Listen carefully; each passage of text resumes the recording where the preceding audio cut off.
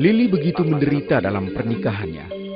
Keadaan ini begitu jauh berbeda jika dibandingkan dengan masa kecilnya.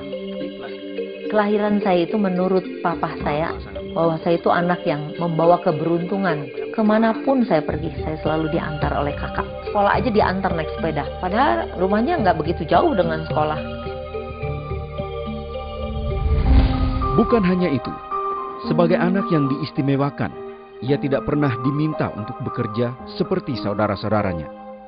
Karena saya hidupnya santai, nggak pernah disuruh. Dan kakak-kakak yang lain sibuk dengan cuci piring, bikin kue. Mereka kerja semua. Dengan keadaan seperti itu saya terikat gitu. Selalu nggak bebas. Di dalam rumah tuh nggak ada kebebasan sama sekali. Lili benar-benar ingin merasakan sebuah kebebasan.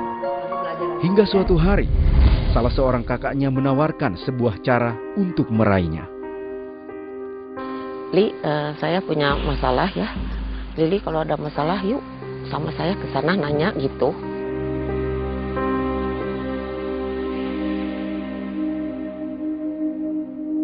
Dari situ awal pertama saya mengenal yang namanya ramal.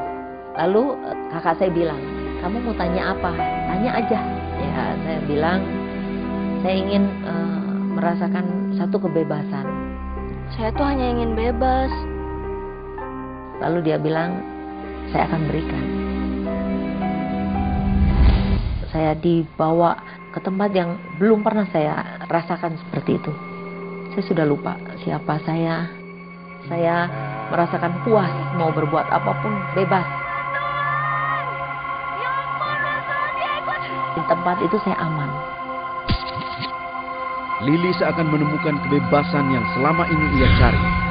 Namun di usia 22 tahun, kebebasan itu kembali dirampas ketika orang tuanya meminta Lili untuk segera menikah. Papa bilang, kamu harus menikah. Ini demi kebaikan Lili. Lili sudah besar. Padahal saya belum mau menikah. Aku belum siap dan ini semua, Pak. Saya belum puas. Saya masih mau main. Jadi bukan berdasarkan cinta, tapi karena ayah saya khawatir. Tapi suami saya itu memang baik. Secara materi itu dipuaskan. Ngapain? Bagus ya. Tapi setiap pagi ditinggalin, siang itu saya sendiri. Tidak ada komunikasi sama sekali. Pernikahan saya berjalan tanpa saya rasakan yang namanya cinta. Yang ada di dalam hidup saya adalah sombong. Saya foya-foya, saya bisa beli emas, permata. Saya pergi dengan teman-teman, kemana aja. Setelah itu, tetap ketika saya pulang ke rumah, saya merasa sepi. Entah kenapa, di tengah segala kemewahan itu, ia merasa kosong. Ya, saya merasa sendiri aja. Jauh dari siapapun. Ya, pelarian saya. Hati saya yang kosong itu membuat saya tertarik ke ilmu kebatinan yang dulu pernah saya lakukan. Sepertinya saya mendapatkan sesuatu dari dia. Dia mau mendengar, dia mau menjelaskan. Buat saya itu tempat curahan saya bicara. Saya merasa nyaman sekali dan rasanya nikmat sekali, padahal di satu ruangan yang tertutup. Ilmu kebatinan kini seakan menjadi jawaban segala persoalan Lili.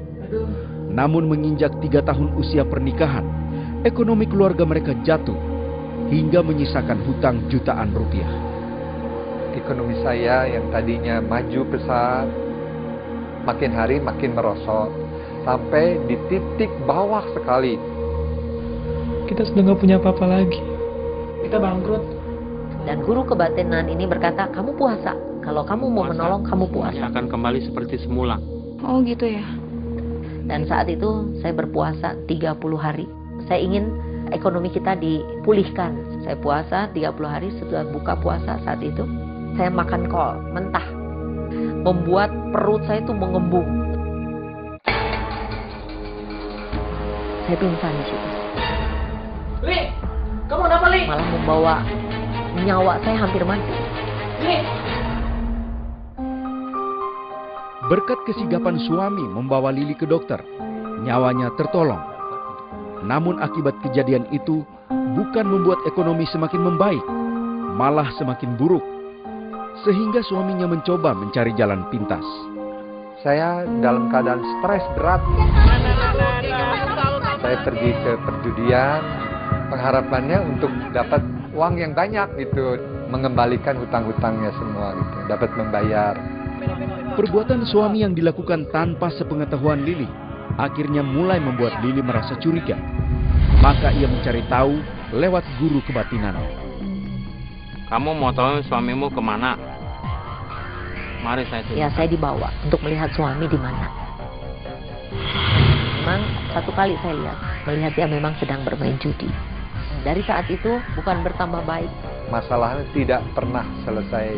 Permasalahan makin dalam, hutang-hutang saya makin banyak.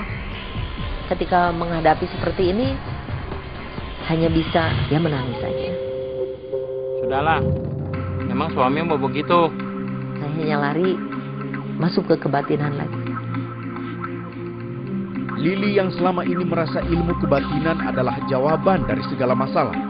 Kini ia mulai sadar, ilmunya tak mampu mengatasi segala masalahnya. Udahlah. Saya mulai jenuh. Ternyata saya mengikuti ilmu kebatinan ini, saya nggak dapat apa-apa. Malah semuanya jadi habis. Rumah tangga saya berantakan. Saya habis semua dan hancur. Dan saya merasa, kok menikah seperti ini? Keluarga Lili kini hancur berantakan. Sepertinya tidak ada harapan bagi mereka.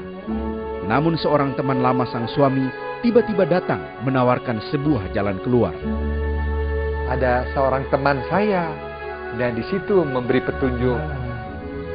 Mari datang ke ibadah saya nih di rumah saya supaya ada jalan keluar bagi segala permasalahan hidup kamu, katanya begitu. Ada harapan jalan keluar. Jadi saya tidak tahu jalan keluar, saya percaya kepada dia karena dia teman baik saya tuh. Sehingga saya mau datang kepada dia. Ya, ikut aja. Sejak kejadian itu, kehidupan ekonomi mereka memang belum pulih. Namun sebuah perubahan besar terjadi pada Henry, sang suami. Ini kok bawa makanan buat kamu? Beberapa bulan kemudian saya melihat ada satu perubahan di mana ada pendekatan, sering ngobrol, suami ya diam di rumah, lebih perhatian. Heran gitu, kok suami saya seperti itu gitu. Karena keingintahuan saya di situ, dan saya kan sudah bosan dengan ilmu kebatinan yang membuat saya hancur itu. Akhirnya saya ingin tahu gitu. Akhirnya suami saya mengajak dan saya hadir. Ketika menghadiri pertemuan itu, ia mendengar sebuah pesan yang mengguncang hatinya. Dia katakan ada satu nabi yang berkata bahwa dia berkata, akulah jalan, akulah kebenaran, akulah hidup. Rasa penasaran membuat Lili menguji kebenaran perkataan itu. Dengan berani, ia melontarkan sebuah tantangan. Kalau engkau adalah nabi, jalan kebenaran dan hidup, Jika engkau memang jalan kebenaran dan hidup, berikan kepada saya satu anak laki-laki. berikan saya anak laki-laki. Saat saya melahirkan anak yang ketiga, dokter mengatakan bahwa saya tidak boleh punya anak lagi karena saya pendarahan. Jadi tidak diperbolehkan memiliki anak lagi. Nyatakan kuasa Tuhan bahwa engkau adalah jalan Jika engkau kebenaran memang dan jalan hidup. kebenaran dan hidup, Berikan itu kepada saya satu anak laki-laki. Saya akan lepaskan semua. Hidup saya untuk Tuhan. Lili tak pernah membayangkan apa yang terjadi kemudian sungguh di luar dugaannya. Dalam waktu singkat, saya memang diberikan anak laki-laki. Ketika anak itu keluar, di sana saya merasakan tubuh yang saya punya di dunia ini digantikan dengan tubuh yang baru. Suami saya di depan lagi nunggu. anak dan istri Ella dalam keadaan selamat. Dia loncat. Selamat. Haleluya. Haleluya. Di dalam hati saya, Tuhan tetap pelihara saya. Tuhan, Engkau baik. Kejadian itu telah menghapus seluruh keraguan Lili selama ini. Inilah yang selama ini ia cari dalam hidupnya. Tuhan itu memang satu-satunya jalan kebenaran dan hidup. Ilmu kebatinan itu hanya memuaskan sementara dengan menghabiskan banyak waktu juga. Tapi ketika saya memiliki Yesus secara pribadi, itu damai itu sudah memenuhi seluruh tubuh saya. Dan hanya satu-satunya jalan kebenaran itu hanya melalui Tuhan Yesus. Itu yang saya dapati.